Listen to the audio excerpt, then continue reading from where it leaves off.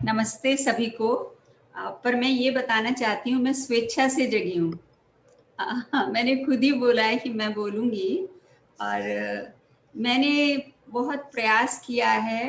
पता नहीं मैं कितना सफल हुई होंगी, पर मैंने प्रयास किया है क्योंकि मुझे एक ही कांड लेना था, सिर्फ अयोध्या कांड।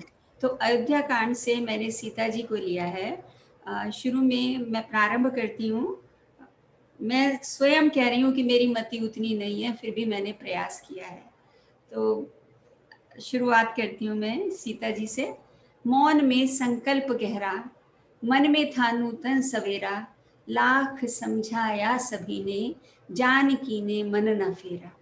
आज मैं जनक दुलारी सीता जी के विषय में अपनी मति के अनुसार कुछ विचार प्रस्तुत कर रही हूँ। जी मेरी आवाज आ रही है? अच्छा। वस्तुतः सीता रामचरितमानस की केंद्रीय पात्र हैं। वह न केवल इसलिए कि वह शुरू से अंत तक महाकाव्य में दिखाई देती हैं, बल्कि प्रत्यक्ष या प्रत्यक्ष रूप से महाकाव्य की हर घटना में शामिल हैं।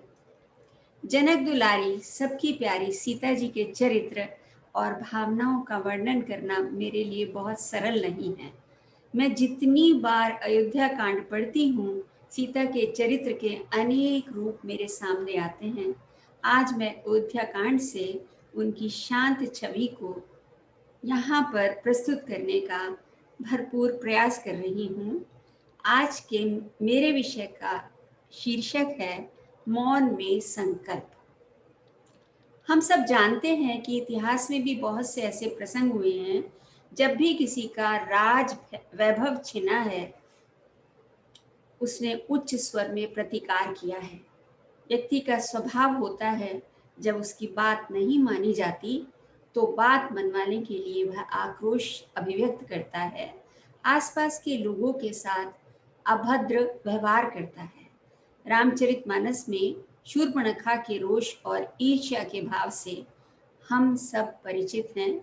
जिस समय लक्ष्मण ने, कहानी के अनुसार, जिस समय लक्ष्मण ने उनकी बात नहीं सुनी तो वह और उनके साथ उनकी नाक काटी, तो उसके बाद जो उनका क्रोध हुआ वो सर्वविदित है। उसके बारे में मैं यहाँ पर बताना नहीं चाहूँगी, लेकिन सीता का चरित्र सर्वथा अद्भुत है। हर परिस्थिति में स्वयं को ढाल लेना सीता ही कर सकती थी। नारी परिवार, समाज और देश की धुरी होती है। सीता ने हर मोर्चे पर पूरे साहस से, लेकिन मौन रहकर हर परिस्थिति में को संभाला और हर परिस्थिति में को निर्विकार भाव से, शांत भाव से स्वीकार किया। सीता राजसी ठाट बाट में पली बड़ी थी और राजसी ठाट बाट में आई। राजा दशरथ की पुत्र वधू बनी। पूरे राजमहल में सबकी दुलारी सीता का अयोध्या कांड में स्वभाव अत्यधिक नम्र और सुशील है। बचपन से वैभव में पली बढ़ी सीता के लिए तो वन में रहना अकल्पनीय हो सकता था। विमाता कैकेयी के राम को वनवास भेजने की बात सुनकर सीता के हृदय में किसी भी प्रकार का क्रोध नहीं आया। हर आज्ञा को सहर्ष स्वीकार करती हैं सीता। राम को 14 वर्षों का वनवास हुआ, सो सीता ने राम के साथ जाने की इच्छा प्रकट की। उन्होंने वन में जाने का मन ही मन संकल्प लिया। इस विषय में किसी से भी परामर्श नहीं किया। सचमुच बहुत अद्भुत चरित्र था सीता जी का। वह चाहती तो वह कौशल्या से पूछती, वह चाहती तो अन्य माताओं से पूछती या दशरथ जी के सामने घोषणा करती, लेकिन वह मन ही मन सोच चुकी थी खामोशी के साथ कि मुझे अपने पति के साथ ही वन जाना है। जब उन्होंने यह निर्णय अपने राजसी सभा में राजा दशरथ जी को, ससुर को बताया और कौशल्या माँ को बताया और सुमंत्र इत्यादि को बताया, तो कौशल्या माता तथा प्रजाजनों ने उन्हें वन के कष्टों से परिचित कराया और राजमहल में रहने की परामर्श दी। लेकिन उनके सुख तो वहीं थे जहां उनके पति। राजा दशरथ ने सीता जी को हृदय से लगा लिया और बड़े प्रेम से बहुत प्रकार की शिक्षा दी। वन के दुस्सह दुख कहकर सुनाए, फिर सास ससुर के पास रहने की बात भी की, लेकिन वो सीता थी, उन्होंने मन में जो बात धारण कर ली थी, उन्होंने सोच लिया था वो पति के साथ जाएंगी, तो किसी प्रकार से विनम्रता से अपनी बात कहती रही। जबकि राजा दशरथ ने कहा, तब नृप सिय लाई उरलाई, अति हित बहु भांति सिख दीनी, कहीं बन के दुख दुसह सुनाए, सास ससुर पितु सुख समझाए। उसके बाद मंत्री सुमंत्री जी की पत्नी, गुरु वशिष्ठ जी की स्त्री अरुंधति तथा और भी चतुर स्त्रियां स्नेह के साथ कोमल वाणी से कहती कि तुमको तो राजा ने वनवास नहीं दिया, तुम क्यों जा रही हो? तुम सास ससुर के साथ रहो, उनकी सेवा करो, राजमहल के सुख भोगो। सचिव नारी गुर नारी सयानी, सहित सने कही मृदु वाणी, तुम कहूँ तो न दीनी बनवासु, करो जो कही ससुर गुर सासु। सीता ने अपना संकल्प फिर दोहराया। वे तो पति के साथ वन गमन का संकल्प ले चुकी थी, पति से विलग होने की वह कल्पना भी नहीं कर सकती थी।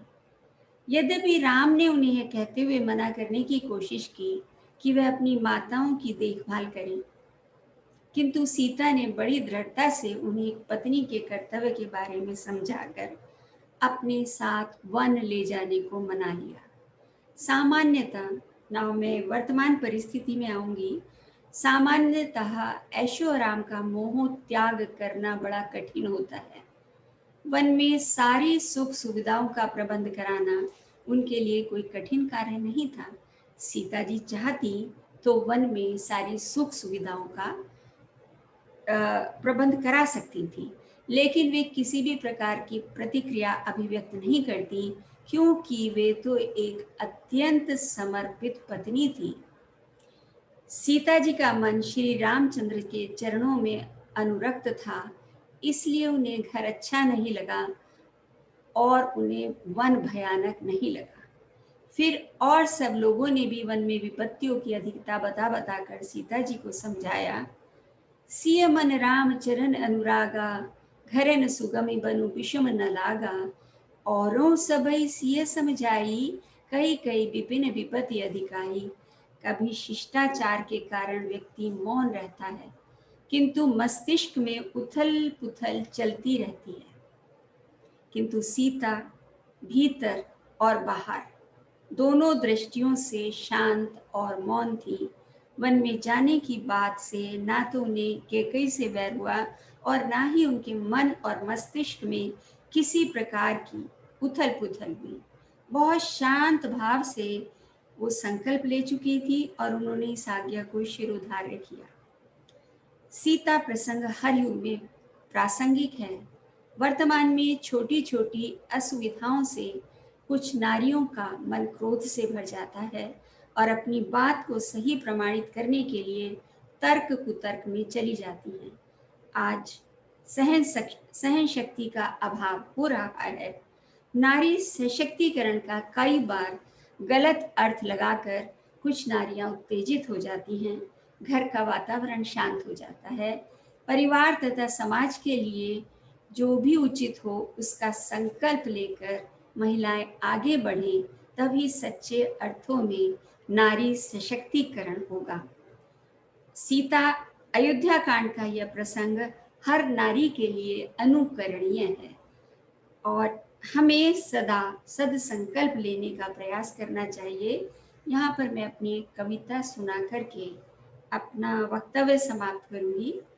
कर्मशील वत्सला निस्पृहा और शांत है, क्षमाशील अनुशासित निर्मल और समर्पित है, कर्तव्य अधिकारों के उद्वेलन में कर्तव्य और अधिकारों के उद्वेलन में आज चेहरे का लावण्य निष्प्राण है, आजाद होने की कश्मकश में उद्विग्न है, बेचैन है, क्लांत है, हवा भरे गुब्बारे की तरह परवाज भरती आज नख से शिख तक भ्रांत है। मत बदलो अपना ममत्व रूप, घर आंगन की शान हो तुम, माँ बहन भार्या और बेटी, हर स्तर पर तुम्हारा सत्कार है। दो घरों का अभिमान हो तुम, ध्येय तुम्हारा ना प्रतिकार है। सींचो घर को सद्गुणों से तुम नैतिकता की किताब हो, तुम नैतिकता की किताब हो।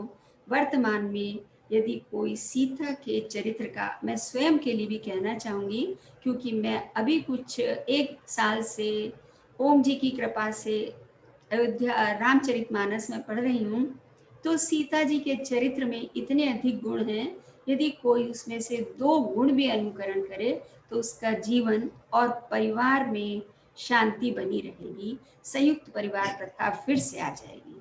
धन्यवाद ओम जी, मुझे समय देने के लिए।